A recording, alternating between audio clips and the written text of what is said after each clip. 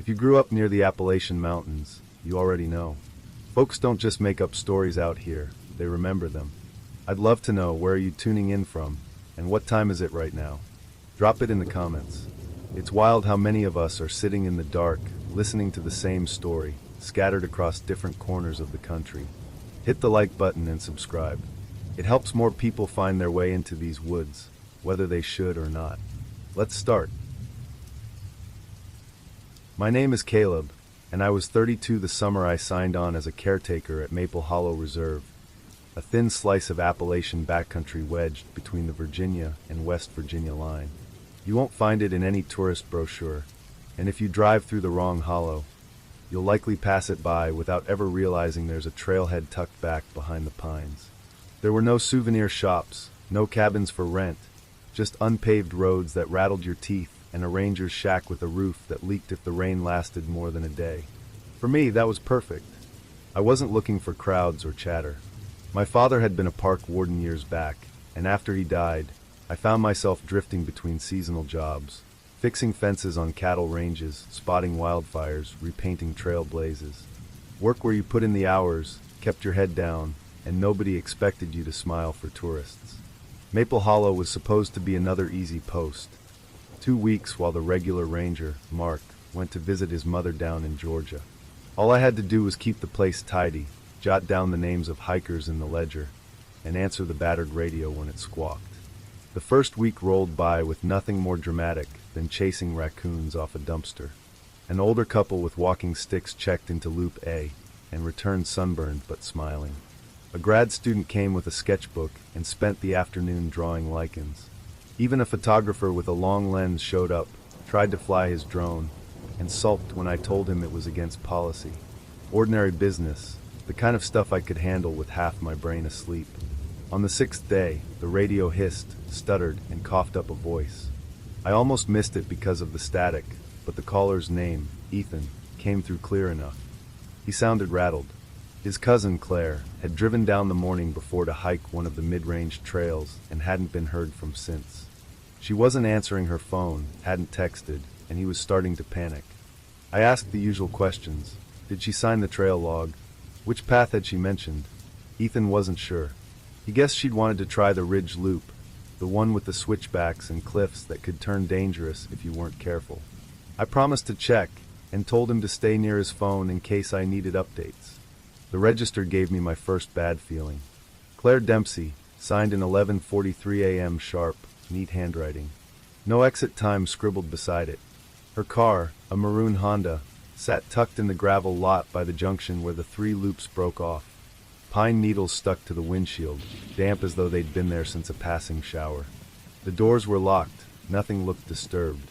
No prints in the dust except for the faint circles of deer hooves. I called her name a few times, feeling the syllables vanish into the thick canopy. Nothing but my own voice bouncing faintly back, thinner than an echo, like the forest was swallowing sound. I started on Loop A to be thorough. Easy trail, nothing but chipmunks scattering through brush. I made it round in under an hour and found nothing. Loop B was another story. It wound steeper into darker groves where roots twisted up from the soil like ribs trying to claw their way out. A mile and a half in, I spotted a pale scrap snagged on a branch. A sock, light blue, still damp but not newly wet. It hadn't been there long.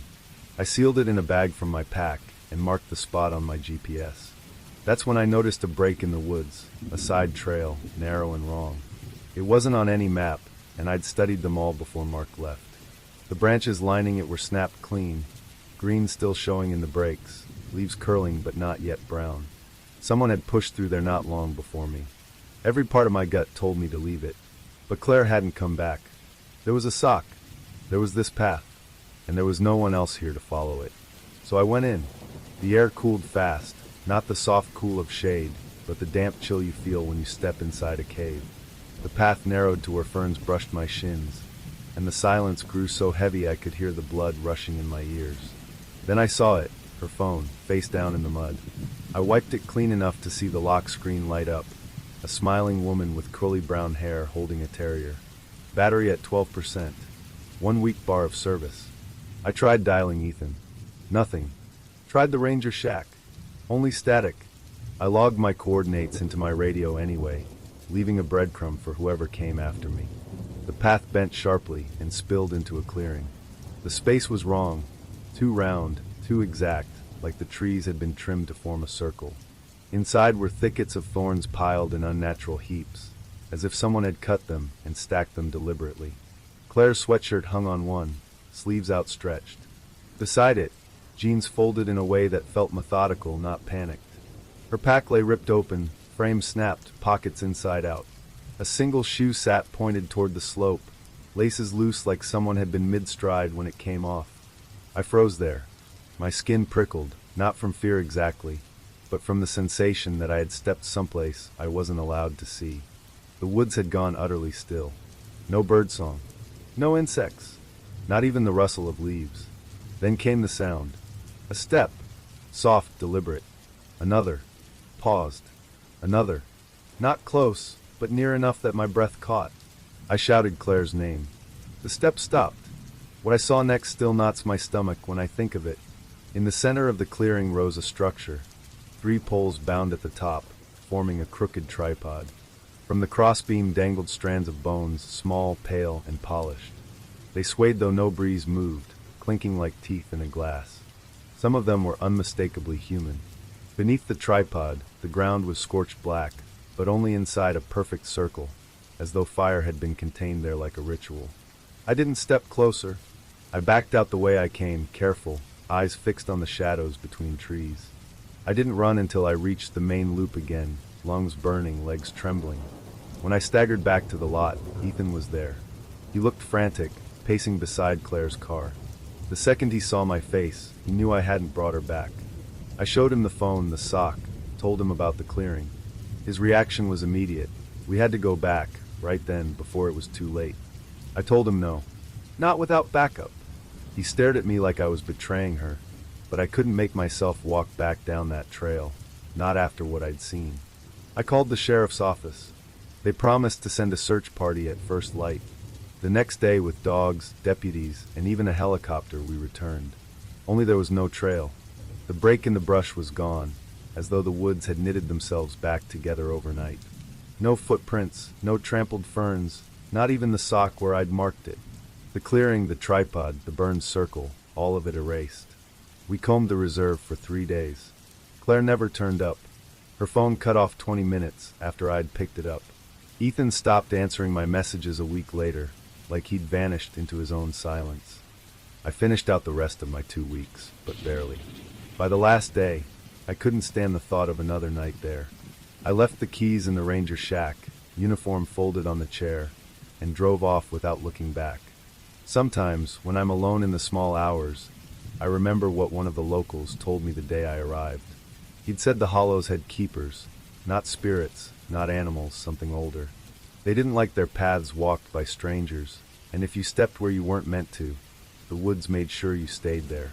I never believed in that kind of talk before, but after Maple Hollow, I don't dismiss it anymore.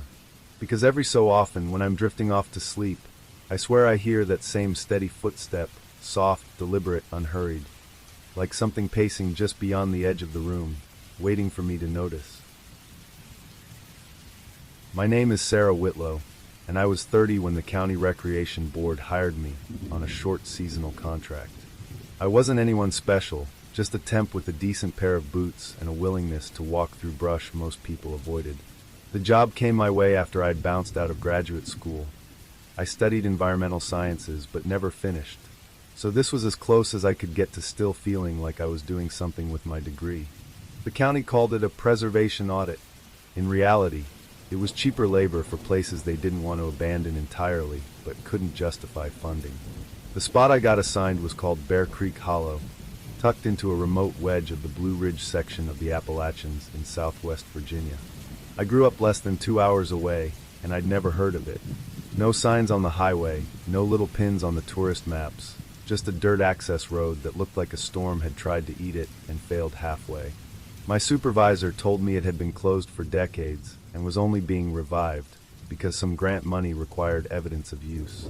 That meant people like me had to make a show of hammering up new markers, brushing off old trail beds, and filing reports saying, yes, the place was technically in circulation. On the first day, I rattled down the access road in a county-issued pickup. The trees pressed in tight, branches scratching the truck like fingernails. The gravel narrowed until I thought I'd get stuck, but finally the road spat me out into a clearing the size of a postage stamp. There was a rotted board where a trailhead sign should have been, the lettering long washed away, leaving only 2 faint letters, BC.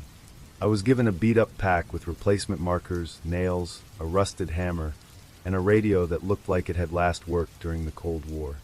A GPS unit was clipped to the strap, though it took 5 minutes to get a lock and beeped angrily if I so much as tilted it wrong. My assignment was simple: walk the 7-mile loop, find where the markers had vanished, and replace them. Do that for 2 weeks, file the paperwork, and move on. The first couple miles were uneventful. The trail was steep in spots, climbing between oaks and tulip poplars, but nothing dangerous. What struck me most was how quiet it was. I didn't realize how wrong that felt until half an hour in, when I noticed I hadn't heard a single bird call. No warblers, no woodpeckers, not even the buzz of insects. The only sound was my boots crunching dirt. By the 3rd mile, I started noticing missing markers. Normally, you'd expect them to be rusted through, fallen, or maybe peeled away by weather. These were different. The nails were still there, bent slightly, as though someone had pried the plates off carefully, almost surgically. I hammered new ones in place, scribbled notes on my clipboard, and told myself kids must have come through here years ago. Still, I kept glancing over my shoulder. The strangest part came when I stopped for lunch near a flat stone. I dropped my pack beside me, pulled out a sandwich, and tried to convince myself I wasn't spooked. Halfway through chewing, I noticed my pack was no longer where I'd left it. It had shifted several feet back, closer to the trees. At first, I thought I was losing it, but then I saw something sitting right beside it. A rock, smooth and oval like it had been polished in a river. Balanced neatly on top was a strand of black thread, looped into a knot. I didn't touch it. I shoved my sandwich back in the wrapper, shouldered the pack, and walked faster. The hair on my neck prickled. About a mile later, I spotted a marker ahead on a tree. Relief washed over me until I realized it was impossible. The plate was the exact same one I had nailed in half an hour earlier. Same scratches, same dent in the corner. I knew it because I'd hammered it myself. Now it was somehow ahead of me, nailed to a tree I hadn't reached before. I pulled out the GPS, desperate for logic. The screen flashed, glitched, and showed I was nearly a mile off trail. That couldn't be true. I hadn't left the path once. I tried the radio, but it only spat static. When I pressed the button a second time, the static cut out completely. Dead air. Then came the smell. Acrid chemical, sharp as vinegar and ammonia mixed. It drifted in and out, like I was catching whiffs of something carried on the wind. But there was no wind. The trees stood still as stone. That's when I decided to turn back. I wasn't panicked, not yet. I just wanted out. The trail looked the same as before, but the further I walked, the more it felt wrong. Trees I didn't remember seeing now stood along the path, each one scarred in bizarre ways. One had bark stripped in a perfect rectangle, with tiny bore holes above it where black string was still looped. Another had long nails hammered in a spiral pattern, their tips bent inward like teeth. A third had its branches bound in tangles of thread, dangling down in clumps like matted hair. By mile 3 on the way back, I froze. A small cross had been nailed to a tree, crude, made from 2 sticks tied with shoelace. I swore it hadn't been there before. My mouth went dry. By the time the clearing came into sight, the sun had dropped low, bleeding the woods in blue-gray light. My truck was waiting, but something was wrong. I could see the front grille dented, something jammed into it. When I got closer, my stomach turned cold. One of the very markers I'd hammered earlier was driven deep into the plastic, bent as though someone had slammed it in with a stone. I didn't think twice. I jumped into the truck, turned the key. For one heart-stopping moment, the engine sputtered and failed. Then it roared to life, louder than I'd ever heard it. I peeled out of there, gravel spraying, branches clawing at the paint. I didn't look back. Back at the ranger station, I went through the routine. Filed my report, wrote down every detail. The missing markers, the thread, the chemical smell, the marker jammed into my truck. My supervisor didn't ask questions. He read the report, nodded once, then pushed the clipboard back to me. "Let's not put this in the official file," he said. Sometimes it's better to let certain places stay quiet. I should have argued, but I didn't. I was just relieved to be reassigned. The next week I was sent to a different trail system entirely. Still, I couldn't shake it. I asked around in town casually about Bear Creek Hollow. Most folks shrugged, said they'd never heard of it, but one old man at the diner leaned close and whispered, "You don't walk that hollow. That's where the thread keepers are." I asked what he meant, but he just shook his head and went back to his coffee. Later, I looked it up but found nothing official. Just one line in a forgotten forum, describing a local belief about figures that leave the forest closed at night, stitching intruders out with black thread. They say if you find one of their knots, you're already marked. Sometimes, even now, years later, I'll catch a whiff of ammonia on a breeze when there shouldn't be any. Or I'll find a bit of string knotted around a doorknob, or tied to a tree branch near my yard. And each time, I wonder if Bear Creek Hollow ever really let me leave. I was 34 when I decided I'd had enough of screens, alarms, and people. I'd been working IT help desk for years, tethered to a chair and drowning in requests that never ended. My patience, my health, even my sleep had gone brittle. A friend told me I looked like I'd been living under fluorescent lights too long. He wasn't wrong. I started obsessing over the idea that I needed to disappear for a while. Not permanently, just long enough to scrape the static out of my brain. Other people go on yoga retreats or pay big money to sit in silence in desert huts.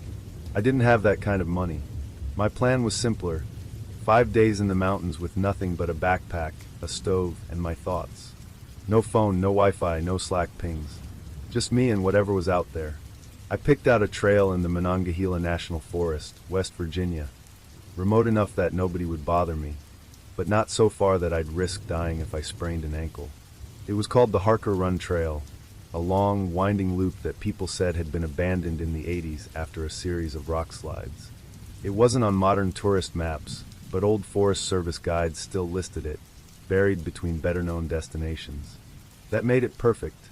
The morning I left, I parked my car in the tiny gravel lot at the entrance. Only 2 other vehicles were there, a couple of SUVs, probably day hikers sticking to the easier routes nearby. I slung on my pack, double-checked the straps, and stepped past the faded wooden sign that only said HR in peeling paint. It felt good. For the first time in months, I wasn't on anyone's schedule but my own. The first day was almost blissful. The trail climbed steadily until it cut along a ridgeline where the whole valley opened beneath me. I could see nothing man-made, not a single power line or road, just green hills rolling forever. I boiled water for instant coffee and drank it like it was ambrosia. That night, I camped on the ridge and fell asleep with the wind whispering through the trees. The second day began to shift. The trail narrowed, swallowed by undergrowth. Blazes on trees were so faded I had to get close to spot them, and half the time I wasn't even sure I was following the right line. Still, I pushed on. Sometime in the afternoon I found a strange marker, an old wooden post carved with the words Site 4. Nothing else. No arrow. No previous sites 1 through 3. The letters weren't machine cut. They'd been hacked in by hand, jagged and deep. I should have ignored it, but after hours of hiking it felt like a breadcrumb. Proof I wasn't just bushwhacking through nowhere. I kept moving. By evening, I stumbled into a clearing that felt wrong. The trees didn't thin gradually. They opened in a perfect circle, like someone had cut them with a compass. In the center was a ring of stones, blackened as if from fire. Grass lay flattened in a wide radius, though no tent or gear remained. It didn't look old, yet it didn't feel recent either. More like something had paused there, then stepped away. I was exhausted, so I gave in. I boiled water for noodles, shoved them down, and zipped into my tent. I fell asleep quickly. Sometime after 3, I woke like someone had jolted me upright. My heart thundered, though I couldn't say why. The forest outside was still. I held my breath and listened. That's when I heard it, steps on dry leaves 30 feet away. Heavy, measured, human. Not scrambling like a deer. Not lumbering like a bear. Two-legged. I clutched my headlamp, but didn't turn it on. The footsteps circled the tent. Slow, deliberate. Not wandering, mapping. Whoever it was traced a wide loop, again and again. Every time they passed my side of the tent, I swore I felt the air shift, like the fabric itself leaned toward them. I gripped the knife I kept near my pack. My throat ached with the effort not to breathe too loudly. When dawn finally bled into the trees, I unzipped the tent with shaking hands. Outside, the dirt was pressed with bare human footprints. Not boots, not sandals, bare feet, circling my tent in near-perfect rings. No tracks led in, none led out. It was like the person had dropped out of the sky, traced me, and vanished. I packed in 5 frantic minutes and moved. I didn't eat, didn't rest. Every shadow looked wrong. Every rustle made me whip my head around. By late morning, I was desperate for water. My map marked a stream a short distance off the trail. I veered that way, but what I found instead was a stone structure. 4 walls, 6 feet high, stacked tight without mortar. No roof, no doorframe, just a box with a sunken floor. Symbols had been etched into the rocks, spirals, eyes, shapes that looked like mouths sewn shut. The cuts weren't weathered, they looked sharp, almost fresh. The air around it felt heavy, like walking into the press of a thunderstorm. I didn't go inside. My stomach clenched at the thought. It wasn't shelter. It wasn't even a ruin. It felt like something had been built to watch, not to live in. I turned back, keeping my eyes on the dirt until I was clear. That night I set up my tent far from the trail, hidden among thickets. I didn't cook, didn't light a fire. I sat in silence, knife on my lap, waiting. The noise came around midnight. Not footsteps this time, crawling. Something dragging itself through the brush. Stop. Drag. Stop. Drag. The sound circled, pausing, then moving again, tracing a ring around my tent. My throat locked. Then came the whispering. Muffled, breathless, like words spoken through cloth. I couldn't tell the language, couldn't even be sure it was language. It was closer each time it passed, until I swore the voice pressed right against the fabric of my tent. A long scratch traced from the roof seen down the side. Slow, steady, as though a finger were dragging across the outline of my body inside. I wept without meaning to. Not loud, just quiet gasps into my sleeve. The sound was too gentle to be violent, but it hollowed me out. When dawn came, the woods looked ordinary again. Birds even chirped for the first time in days. The only evidence was a long, clean mark down the side of my tent. Straight. Intentional. I shoved everything into my pack and forced myself forward until I reached the ranger station by late morning. I must have looked wrecked because the man inside didn't ask for my permit. I told him someone might be stalking hikers near the northern trail. He just stared, then disappeared into the back. An older ranger came out. White stubble, weather-cracked skin. He studied me a long moment before saying, "You wandered near Harker Run, didn't you?" I nodded. He sighed, scratched his chin, and said, "That trail was abandoned for a reason. Site 4 was never for campers. Folks used to talk about the watchers there, things that don't like being looked at. They walk in circles, so you'll know you've been marked." I left that afternoon, straight home. I threw my tent, pack, stove, everything into the garbage. Haven't hiked since. Even now, years later, I can't cross the state line without a knot forming in my gut. Some nights, when the house is too quiet, I wake certain I hear it again, that steady, dragging shuffle. A slow voice pressed against the wall, whispering words I still can't understand.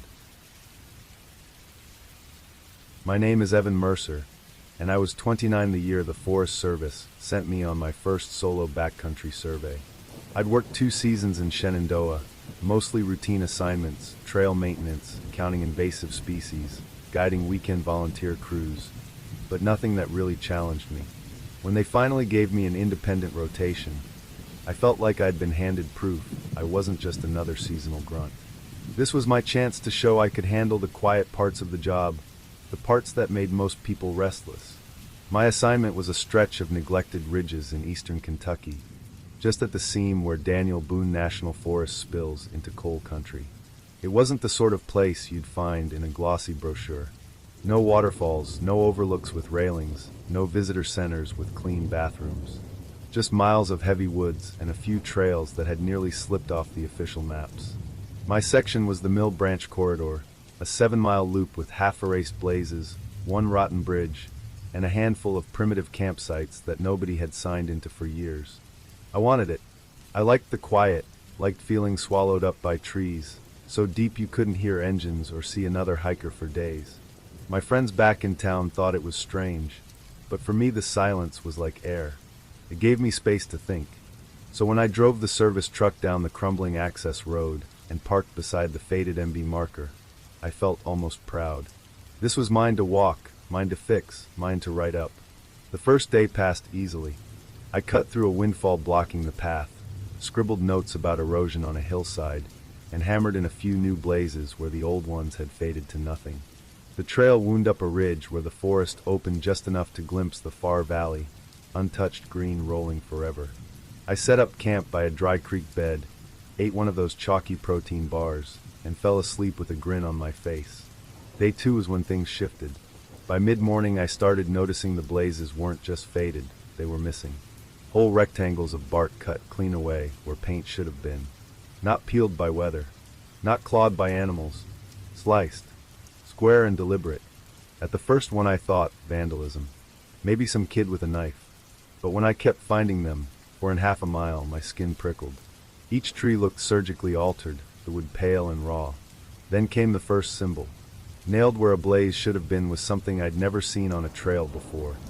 2 sticks lashed into a rough diamond with a strip of black cloth hanging from the center. It was small, no bigger than my palm, but it stopped me cold. It looked intentional, like it wasn't just decoration, but a replacement for what I was meant to follow. I logged the coordinates and forced myself forward, but every few steps I looked back. That night I camped away from the main trail, pushing through laurel thickets until I found a hollow between saplings. It was miserable ground, slanted and root-tangled, but I felt better being hidden. Around 3 in the morning I woke. Not from noise, not from a dream, just an electric feeling crawling my spine. I held still, listening. Then came it, the slow drag of something brushing along the tent wall. Not claws, not wind. A steady glide, like a hand pressed against the fabric. I didn't breathe. I didn't move. After a long minute, the touch faded. The forest outside was dead silent. I stayed frozen until the faint gray of dawn filtered through nylon. When I unzipped the tent, nothing waited outside, except a marker.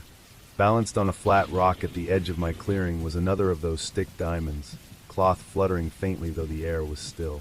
I packed fast. My notes from that day are a mess of shorthand and half sentences. I remember moving fast, refusing to stop even when my legs ached. Around noon I reached a stream and squatted to refill bottles. When I glanced up, across the water, another diamond hung from a branch, perfectly aligned with my line of sight. Fresh cloth. No weathering. I didn't log it. I didn't take a photo. Some part of me decided that giving it evidence would make it worse. That evening I pushed higher onto a ridge, too exhausted to be choosy. I pitched my tent on a slope, so steep I slid against the wall half the night. I didn't eat. I didn't build a fire. I sat clutching my knife and told myself the forest was just forest. But then came the sound. At first I thought it was a bird call, soft, whistling notes drifting through trees. But it wasn't a bird. It was too steady, too deliberate, 10 seconds of thin, reedy music, then silence, then again from a different direction. First behind me, then to my left, then closer, circling. It was a flute, breath pushing through wood. Always the same broken melody. Always shifting places without footsteps in between. I didn't sleep. By dawn I'd made up my mind. I was cutting the rotation short. I'd seen enough to write up erosion reports and trail conditions without staying another 3 nights. The problem was I was still deep in. The map showed an old side path, no branch spur, abandoned decades ago, but it cut straight down to a service road. If it still existed, I could shave off miles. I found it by accident mid-afternoon, a narrow scar vanishing into brush. I followed. After 20 minutes, the trees fell back into a clearing I swear wasn't on any survey. It was a near-perfect circle, too clean to be natural, and in the middle stood a stone chimney. Just the chimney, no house, no rubble, no foundation. Moss-covered, blackened, standing alone like a gravestone. Around it bones, tiny ones, birds and rodents mostly, arranged in rings. And on the dirt between prints. Bare human prints, but stretched oddly long, toes splayed like something imitating human feet without quite matching. The prints circled the chimney, then wandered back into trees. I couldn't step closer. My body refused. I backed out, never turning my back until the trees hid it from view. That night, I didn't bother with food or water. I crawled into the tent and curled like a child. No lamp, no movement. And of course the flute came back. Louder this time. The same broken melody, looping, circling. Then silence. Then breathing. Right outside. The fabric caved inward like someone leaned on it. My chest locked. Then came a voice, low and dry, not muffled by distance. Say it. Just those two words, cracked like they hadn't been spoken in years. I couldn't. My tongue stuck to the roof of my mouth. I lay frozen while something traced a finger down the seam of the tent. Top to bottom. Slow. Deliberate. Measuring me. When dawn came, the world was ordinary again. Birds chirped. Wind moved leaves. But on top of my tent sat another diamond, nailed twig through its center. Balanced perfectly, waiting. I didn't pack. I didn't fold. I shoved what I could into my pack, left the tent behind, and bolted. I didn't stop for water. Didn't check the map. I just ran until the trees spat me onto the cracked asphalt of the service road. My truck was parked where I'd left it, dust undisturbed, as if none of it had followed me. At the district station, I dropped my logbook on the desk. I didn't mention the symbols. Didn't mention the flute. I just said I cut the loop short. The supervisor barely glanced at me before muttering, "That spur goes by the old chimney. Locals don't walk that way." Then he looked back down at his paperwork. I transferred to another district the next season. Picnic areas. Crowds. Frisbees in the grass. I never requested backcountry again. But sometimes, when the nights go too quiet in my apartment, I'll hear it. That broken melody, faint and reedy, like someone playing a flute outside my window. And I know if I ever open the blinds, there'll be something waiting. Something barefoot, watching, holding one of those diamonds in its hand. My name is Caroline, and I was 25 when I finally admitted I couldn't keep grinding myself down in the city. I'd been working a barista job in Asheville that barely paid rent, attending night classes I wasn't even sure I cared about, and patching together a relationship that had already fallen apart in all but name. When it crumbled for real, he left in a half-hour packing spree, not a word since. I realized I had nothing tying me anywhere. No boyfriend, no lease renewal, no classes that couldn't wait. I grew up on family camping trips, back when my dad still thought pitching a tent in the rain counted as character building. Part of me wanted to prove I could do it on my own, without anyone to drive or cook or lecture. So I borrowed my uncle's old Subaru, threw together gear from thrift stores and borrowed packs, and aimed north into eastern Tennessee. The Cherokee National Forest had miles of forgotten trails, the kind no one visited unless they were lost or stubborn. I picked one called the Lost Pines Loop, a 6-mile climb through ridges most guidebooks didn't even bother to list anymore. The online info was over a decade old. Perfect. When I pulled into the trailhead, the parking lot was cracked and moss-ridden, with just one other car half hidden under pollen dust. A faded map behind yellowed plexiglass barely showed the loop, just a line disappearing into contour lines. The ranger station looked abandoned. Only when I knocked did a man shuffle out, tall and narrow, uniform wrinkled like he'd slept in it. His name patch said Grady. He glanced at my paper permit, nodded, and handed it back. Then he said something I thought was a joke, but wasn't. "Don't answer if the woods call your name." No smile, no wink, just those words. I laughed nervously, trying to read him. He only lifted one hand toward the trail, like he was pointing me into a grave. The first day went fine. The path climbed steadily, switchback after switchback, until I was sweating under the weight of my pack. Birds chattered. Cicadas buzzed. Somewhere in the distance, water trickled faintly.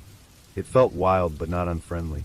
At mile 3 I passed a wooden post so rotted the carved number, maybe a campsite marker, was unreadable.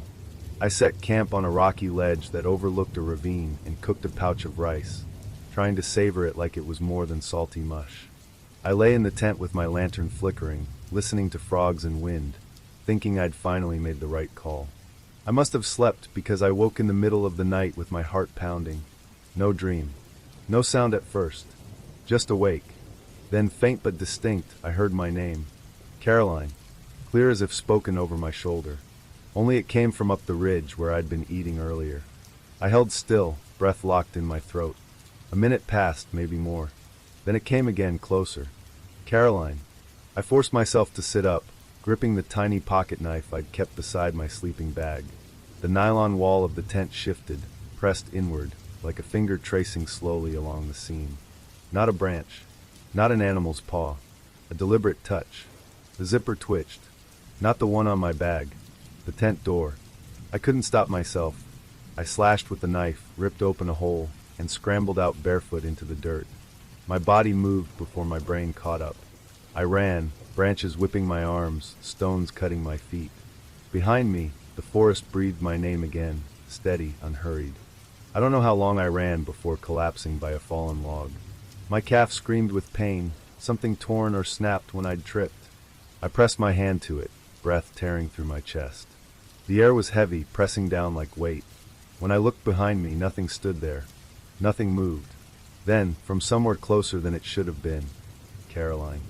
I staggered to my feet and stumbled downhill toward the sound of water. I thought if I found the creek, I could follow it back to the trailhead. That's when I saw it. In the trees ahead stood a doorway. No walls, no house, just a warped wooden doorframe rising out of the dirt, its panels black with rot, iron handle rusted but polished in one spot as if used often. The strangest part wasn't the door itself. It was the footprints in the dirt leading up to it. One of them matched mine exactly. Same boot tread, same tear in the heel. Only I had never walked there. As I stared, something knocked from the other side. 3 slow, solid knocks. I backed away, choking on air, then turned and ran. I barreled through brush, lungs screaming, until I recognized a landmark, a log covered in pale lichen I'd passed earlier. Relief surged through me. I followed the creek upstream, calf throbbing, until I stumbled back onto trail. Twilight smeared the woods, shadows stretching too long.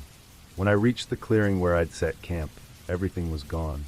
The tent, the pack, even the rope I'd used to hang food.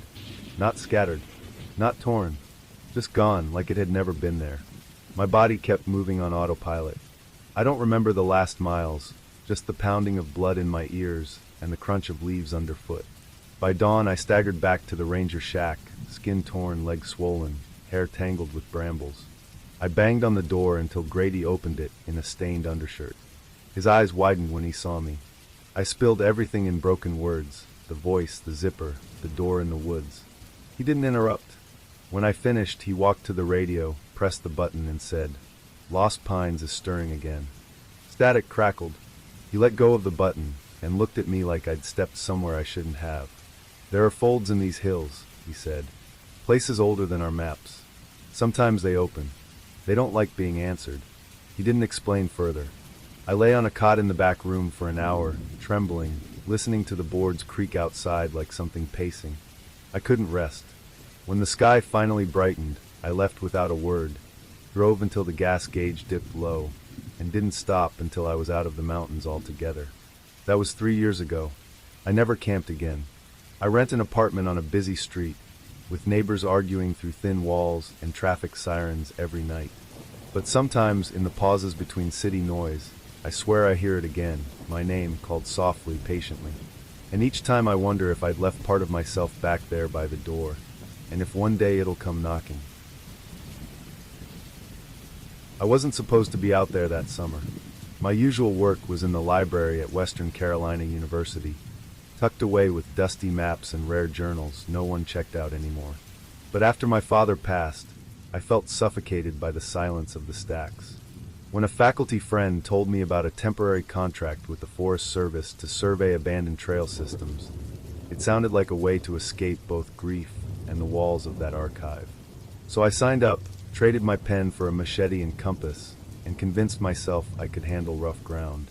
They sent me to a stretch of land along the Unicoi Mountains, straddling the Tennessee-North Carolina border, about 15 miles south of where tourists usually ventured.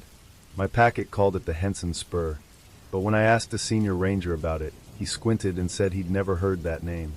"Could be some old survey path from before the 50s, he muttered. "Locals don't like folks poking around those woods, though. Stay cautious." That was all I got. No warnings about wildlife, no mention of dangerous slopes, just that vague comment. It gnawed at me as the truck dropped me at a gravel turnout that barely resembled a trailhead. My gear was standard, 2 days food, water filter, radio, GPS, survey journal, first aid kit, and a folding saw. They told me they'd check in after 72 hours. Finding the entrance took longer than I liked. There was no signpost, no blaze on the trees, just a chain hanging between two moss-streaked oaks, its links half swallowed by bark as if the forest had been trying to consume it. The woods beyond seemed dense, tangled, unnaturally quiet. The first day was routine enough. I cleared deadfall, marked coordinates, and took photos of eroded slopes. I found no footprints, no wrappers, not even the usual charred circles of old campfires. By late afternoon, I was 5 miles in. I pitched my tent near a clearing of low ferns, boiled ramen on my little stove, and tried to write about the place. But there was nothing to describe except the absence of sound. No insects, no birds, not even the sigh of wind.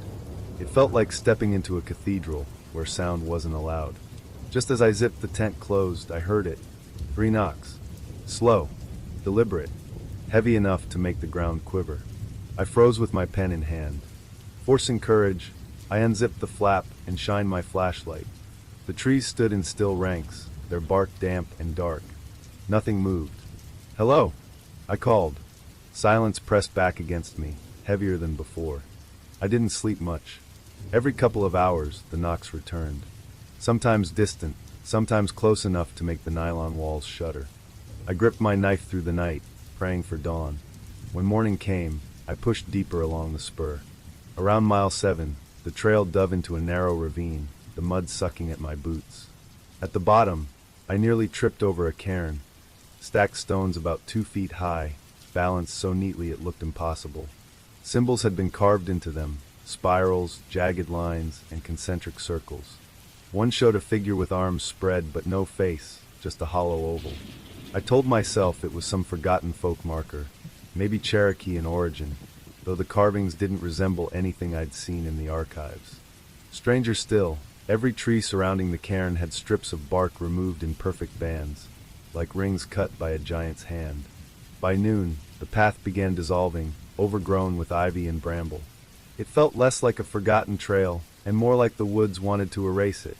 Then I spotted a shape hidden beneath dead leaves, a torn canvas rucksack. The straps crumbled when I touched them. Inside were decayed socks, a corroded knife, and a notebook swollen with damp. The ink had bled into clouds, but one page still bore a sketch, hand-drawn lines of trails with names that didn't exist on any map. Widow's Crossing, Ash Hollow, Bone Trace. At the center was a phrase written in shaky pencil. The Hollow Man Walks. My stomach tightened. That phrase triggered some half-memory, something I'd read years ago in a WPA folklore collection about mountain myths. But I couldn't place it. The knocks came again, closer. I snapped my head toward the sound. My boot struck something buried in mud, an old hiking boot with bone fragments curled inside. I staggered back, bile in my throat. The forest seemed to close around me. I tried my radio static. I tried the GPS, frozen screen. From that point on, every step felt like I was being shepherded. Dark shapes shifted at the edges of my vision, gone whenever I turned. The knocking followed, sometimes to my left, sometimes ahead, never behind. By dusk, exhaustion broke me. I camped by a stream, but tied my mess kit with cord to fashion a makeshift alarm. When it rattled at 1 a.m., I leapt up, knife in one hand, flashlight in the other. That's when I saw it. A figure taller than any man I'd met, thin as saplings, its arms nearly brushing the ground. Its head seemed wrong, narrow, tapering to nothing. When my light hit it, it stepped backward into shadow, dissolving into the trees. Then came the 3 knocks again, directly behind me. I bolted, abandoning half my gear. I followed the stream, stumbling in the dark, convinced something was pacing me. My lungs burned, but adrenaline kept me upright. At dawn, I found a collapsed lean-to tucked in a hollow. Too tired to care, I crawled beneath it.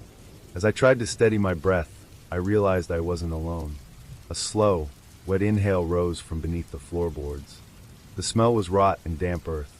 Then a voice whispered like gravel sliding in water. "You walked too far." I exploded out of the shelter, running blindly until I crashed onto a gravel road. A ranger's truck idled 20 yards away, 2 men unloading supplies. I collapsed at their feet, sobbing, unable to explain. When I finally handed over the waterlogged notebook and photos of the cairn, they exchanged glances but said little. A team went in later. They recovered the backpack and saw the carved stones, but they found no boot, no bone, and no sign of what I'd described. The official report called it trail hazards and listed the spur for permanent closure. Restoration, they said, but when one ranger walked me back to the truck, he leaned in and muttered, "You should have burned that notebook. Hollow Man stories aren't for outsiders." That night, back in my apartment, I opened the journal again. The ink had shifted. Words that weren't there before bled through the ruined pages. 3 knocks means he's inside. I closed the cover and shoved it in a drawer. But sometimes, when the building goes quiet and the traffic fades, I hear them through the walls. 3 deliberate knocks, always closer than the last time. I took a contract assignment I never should have accepted. My day job was teaching Appalachian history at a small community college near Knoxville, the kind of place where every other student had a cousin working the coal seams or a grandfather who told ghost stories on the porch. I loved the teaching, but that summer the college cut hours, and my rent wasn't about to shrink with it. So when a colleague mentioned that the Forest Service sometimes hired outsiders to evaluate forgotten trails for possible reopening, I applied. I figured it would be easy money. A couple days hiking, making notes about erosion, snapping some photos. They sent me to a section of the Cumberland Plateau no one seemed eager to talk about. My packet listed it as Shale Hollow Spur, though when I asked a ranger at the station about it, his brow creased. "That's way out near the Coal River Cut," he said, then added, "I wouldn't bother. Locals call that ground bad." When I pressed him for details, he just muttered something about trespassers going missing and walked off. I thought he was exaggerating. Mountain folks loved their tall tales. I grew up around them. I knew how people wove warnings into folklore. Still, when the truck dropped me at what barely passed for a trailhead, I felt a pang of unease. There was no sign, no marker, just 2 split-rail posts leaning inward like broken teeth. Beyond them stretched a tunnel of hemlock and oak, dark even in mid-morning. The first day went smoothly enough. The path was rough, overgrown with thorn and ivy, but I hacked through it, took photos, and logged GPS points. Around evening I found a decent campsite beside a trickling stream. I pitched my tent, boiled noodles, and jotted observations about how the trail seemed deliberately neglected, as if someone wanted it erased. That night the forest smothered me in silence. Usually you hear cicadas, crickets, some faint animal movement. Here there was nothing, like the woods were holding their breath. I lay awake until near midnight, when I caught it, a sound too deliberate to be random. Not footsteps, not wind. Breathing. Slow, heavy, just beyond the nylon walls of my tent. I froze, every nerve screaming. It didn't move closer, didn't retreat. Just steady inhales and exhales, measured like someone wanted me to know they were there. My hand slid to the hatchet beside my sleeping pad. I held it for what felt like an hour until the breathing stopped. When I finally dared to sleep, I dreamt of suffocating under damp soil. At dawn I crawled out, praying it was just imagination. The ground told another story. 2 bare footprints pressed into the mud, toes splayed wide, human but strangely long. They hadn't sunk deep, which meant whoever left them couldn't have weighed much. I packed faster than I ever had in my life. By midday I came to a valley where shale cliffs pressed close around a narrow stream. Kneeling to refill my bottle, I spotted a mark etched under a flat rock, letters carved with unnatural precision. My stomach dropped as I read the words, "Come back down." The letters were fresh, not softened by moss or water. I shoved the bottle in my pack and kept walking, but unease crawled over me like ants under my skin. The trail twisted strangely, doubling back when it shouldn't, rising in places where no topo map would ever put a climb.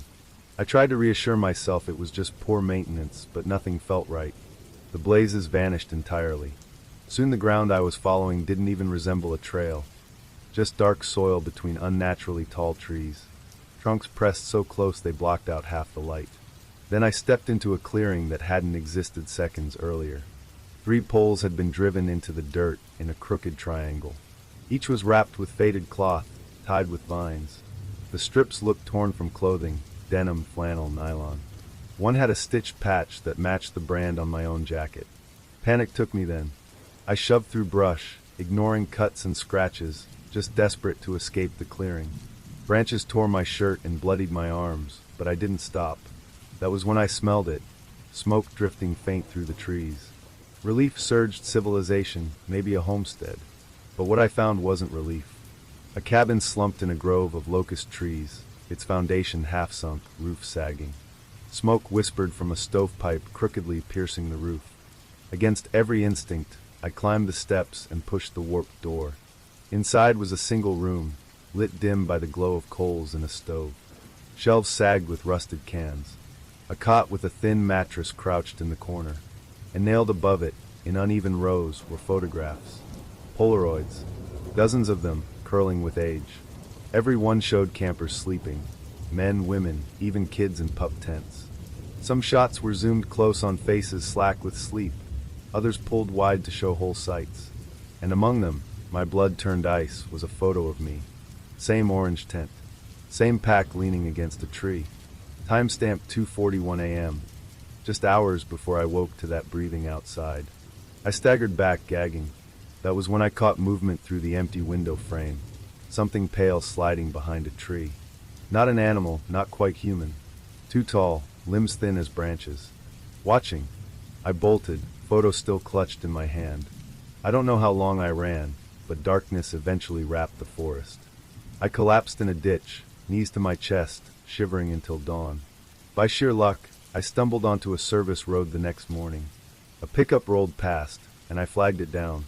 The driver, a farmer hauling feed, barely blinked when he saw me bleeding and frantic. He let me climb in the bed, and I rode in silence until he dropped me near a ranger station. When I tried to explain, the words tangled. I said I got lost, left out the photo. They'd never believe me anyway. The ranger bandaged my cuts, handed me water, and suggested I take a few days off before filing my survey report. But here's the part one can't shake. That photo I ripped from the wall, the one of me in my tent, was crumpled in my pocket. I smoothed it out in my apartment later, under bright electric light. At first it was the same image I'd seen in the cabin. But the longer I stared, the more I noticed faint shapes in the background. Between the trunks, behind my tent, figures. Dozens of them. Tall. Thin. Watching.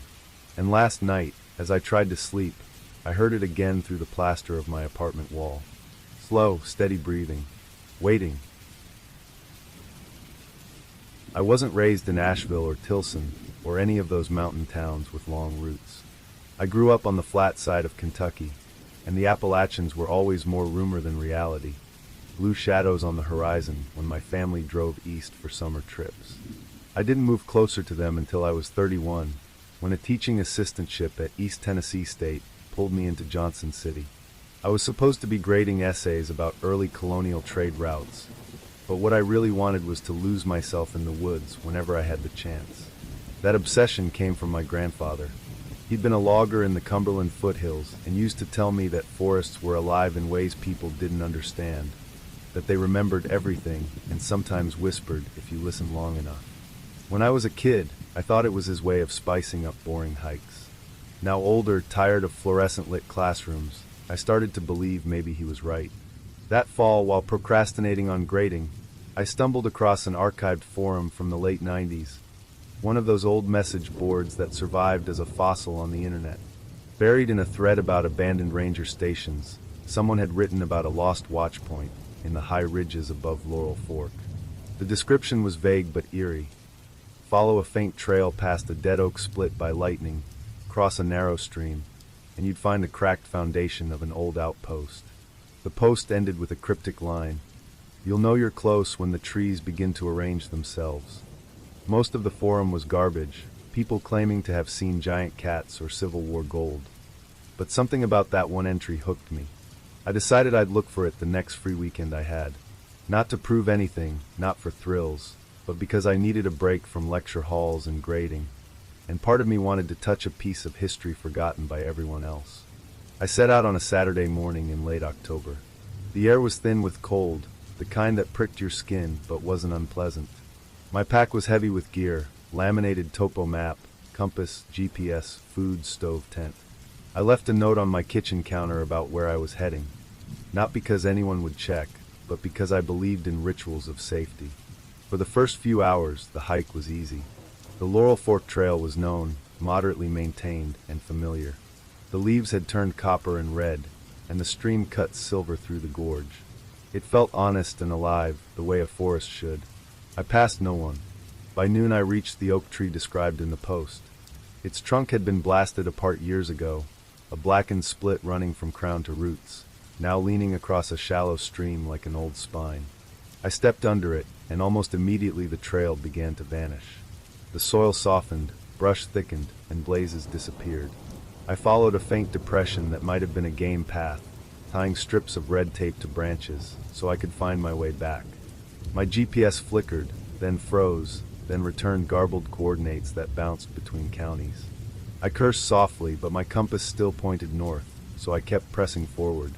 By late afternoon I broke into a small clearing. In its center sat a concrete slab, cracked and moss-choked, about the size of a cabin floor. Rusted bolts jutted upward, bent like rotten teeth. Around it lay old cans, labels long faded, crushed half into the dirt. The air felt odd there, emptier, as though the clearing held itself separate from the rest of the forest. The trees around it stood in an almost perfect circle, leaning slightly inward, like they had grown that way intentionally. It seemed as good a place as any to make camp. I set my tent directly on the slab, cooked noodles, and tried to enjoy the solitude. But night arrived sharp and sudden, as if the forest had yanked the light away rather than letting it fade. I lay awake in my sleeping bag, waiting for sleep that never came. The forest wasn't silent. There were tiny noises, subtle ones, but they didn't sound right. Leaves shifting as if by invisible hands, bark creaking like someone dragging nails across wood. And then footsteps. Slow, steady, measured. Crunch of leaves. Pause. Crunch again. They circled the clearing, deliberate, never hurrying, never approaching directly. Whoever, or whatever, it was traced the outer edge of the circle of trees like it was bound to the perimeter. My throat locked. I reached under my pad for my knife, but didn't move further. The footsteps stopped behind my tent. Close. 10 feet, maybe less. I lay paralyzed, staring at the roof of the nylon, every muscle trembling. The air felt thick, charged like before a storm. A minute passed, or maybe 10. Then the footsteps started again, same slow cadence, circling until they faded into the forest. I didn't sleep at all. At first light, I shoved everything into my pack and broke camp.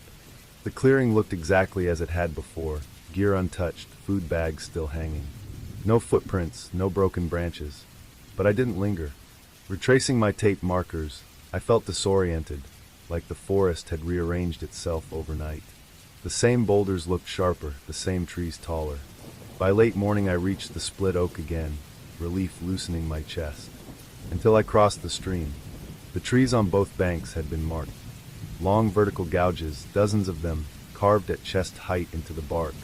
Each gash was wide and ragged, too broad for a blade, too controlled for an animal. They looked like claws, or like someone had raked a heavy tool across them with vicious precision. And then I felt it. Pressure, like the forest was holding its breath. Wood creaked somewhere ahead, like a weight shifting. I looked up and saw it, a shape between two trunks. Too tall for a man, too pale for bark. Still, unblinking, watching. No features, just a smooth pale form in the half-light. I turned and walked. Not fast, not slow, steady. I didn't dare look back. I cut off trail, using my compass to arc wide toward the main path. The undergrowth fought me. Thorns slashed my legs, branches whipped my face. My socks filled with blood. But I kept moving until at last I stumbled onto gravel, then pavement, then the tiny lot where my car waited. It was the only car there. I didn't check the tree line. I didn't even untie my boots before flooring it out of there. My bumper scraped hard on the ditch near the turnoff, but I didn't care. I told no one the truth. When coworkers asked about the trip, I said I cut it short, spooked by something large in the woods. That was all. People understand nerves in the forest. Everyone has a story about feeling watched out there. No one pushes when you keep it vague. But I kept the last thing I found. That night, when I unpacked, I realized I'd shoved one of the old cans from the clearing into my side pocket without thinking.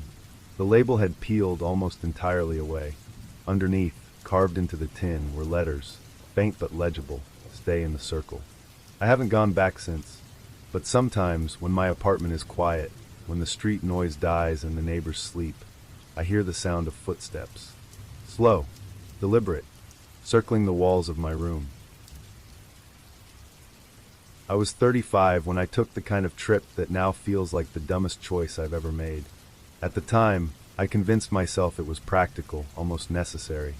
I'd been working as a surveyor's assistant, mostly walking suburban construction lots, checking soil and plotting markers for housing developments.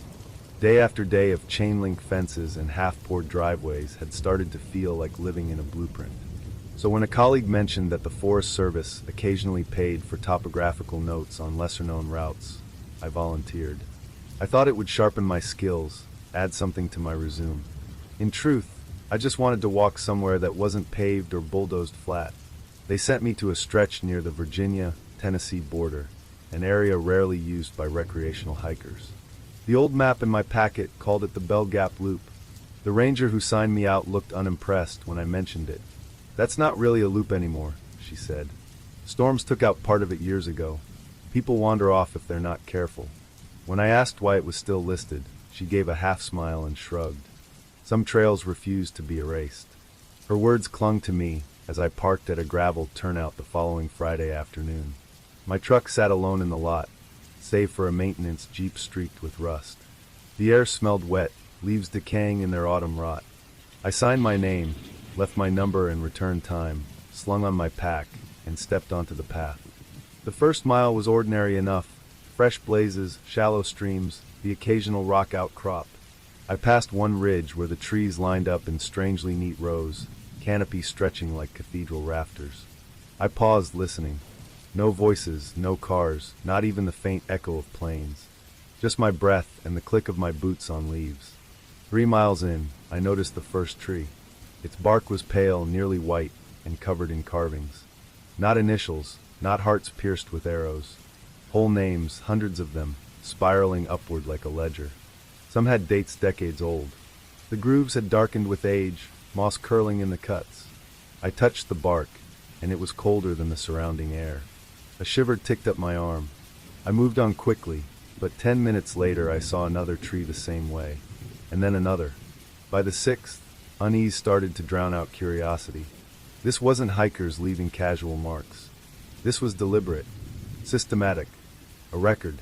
I should have turned around then, but I didn't. The trail map showed a manageable loop. I'd only planned one night out here. I convinced myself I could shake the strangeness, finish my job, and get back to my truck. By dusk I found a flat pocket near a ravine where pine needles carpeted the ground. I set my tent, boiled water for dehydrated chili, and tried to settle. The stillness pressed in like a weight. That was when I heard it, crunching footsteps on gravel somewhere behind me. 30 or 40 feet, steady, deliberate. "Hello!" My voice felt too loud. The crunching stopped. I swung my flashlight in a wide arc. Nothing. No flash of eyes, no outline of a deer. Just dark brush. My pulse spiked. I forced myself back into the tent, zipped it shut, and waited. Around midnight the nylon wall dipped against my cheek. Once, then again. At first I thought it was wind, but the pressure had shape, 4 points dragging slowly downward, like fingertips. I held my breath, every muscle rigid. Then came a whisper, calm, almost conversational. "This is not your ground." The air left my lungs in a rush. I couldn't move, couldn't think. Minutes dragged. Then closer. "Don't write your name." I don't remember falling asleep. I remember lying rigid until silence grew unbearable, then forcing myself out at first light, shoving gear haphazard into my pack. I didn't eat. I didn't refill water. I just started walking. The blazes grew faint, some vanished entirely. Twice I doubled back after realizing I'd been walking in circles. Around 3 in the morning, still deep in the trees, I began to hear something new, humming. Not the forest kind, not insects. A human tune, low and tuneless, as if someone were trying to recall a melody. Female, maybe. It followed me. Each time I stopped, it stopped. Each time I took a step, it returned, weaving through the branches. I turned a corner and saw a cabin. It sagged against the hillside, logs dark with rot, a window glowing faintly with yellow light. The door hung ajar. The humming came from inside. I froze. My instincts screamed not to enter. I started detouring wide, keeping the cabin on my right. That was when another voice cut through the trees. Male, stern, close enough to chill my spine. Don't go near her.